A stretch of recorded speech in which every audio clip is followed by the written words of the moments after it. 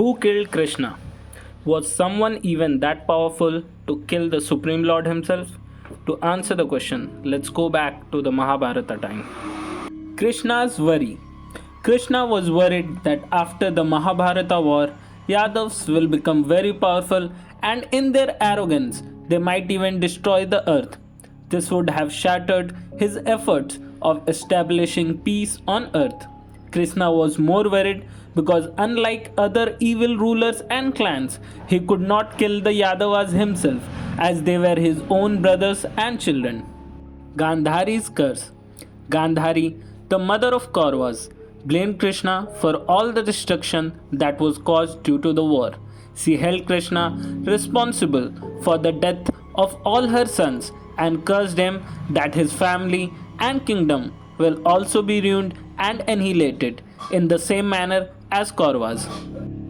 36 years later, sage Gautama, Vishwamitra, and few others were on a visit to Dwarka to meet Lord Krishna. Lost in their arrogance and pride, a group of prince and Krishna's own sons decided to make fun of the sages by playing a prank on them. Samba, Krishna's and Jamvati's son, took the form of a pregnant lady and approached the sages and asked them to predict the sex of her baby. The sages, with all their power, realized what was happening and cursed Samba that he will give birth to a Musala, which is a iron rod, and that very Musala will lead to the complete annihilation of the Yadavas. Scared by this incident, the prince rushed to the king Sursena, who was the grandfather of Krishna. He instructed them to crush the iron rod and throw it in the Arabian Sea. The prince did as instructed, but a small piece of iron was left, and they decided to throw it as is in the sea. This small piece of iron was swallowed by a fish, and the crushed iron in the form of powder they got deposited along the banks of the sea, and grass grew out of it. The bad omen. After this incident, bad things started happening in Dwarka. People of Dwarka became so scared that they visited Krishna and sought his advice on what to do. Krishna suggested them to visit the holy shrines. Eventually, one day, the Yadavas reached Prabhas Khetra, which was a holy place located on the same seashore where the powdered grass had grown.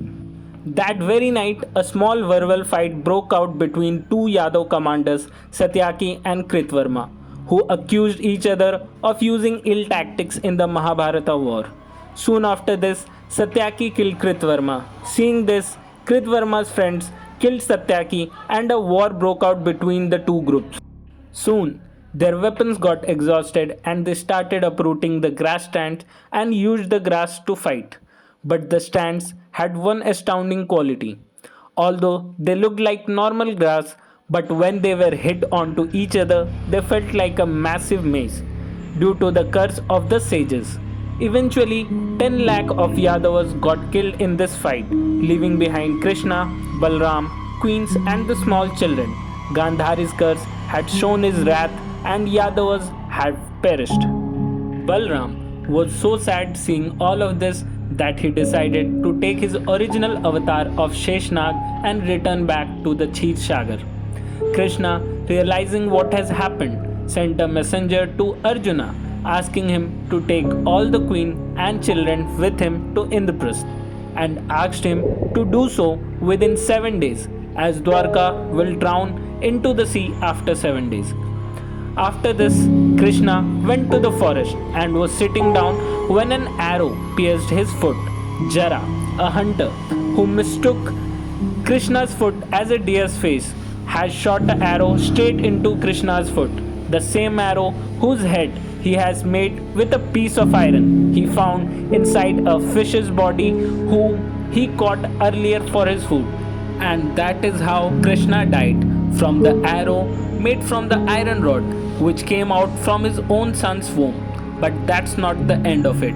Can an ordinary hunter like Jara kill Krishna? So who was Jara actually?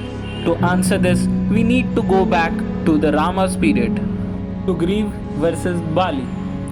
Back in Ram's era, Ram helped Sugriv by killing Vali hiding behind a tree. Now, you might have guessed it. Jara was the avatar of Vali who simply killed Krishna, Vishnu's eighth avatar, taking his revenge on Rama and completed the karmic cycle. This story simply displays the power of karma. Even gods are not beyond the karma cycle. Thanks for watching. If you like the content, please like and subscribe. Until next time.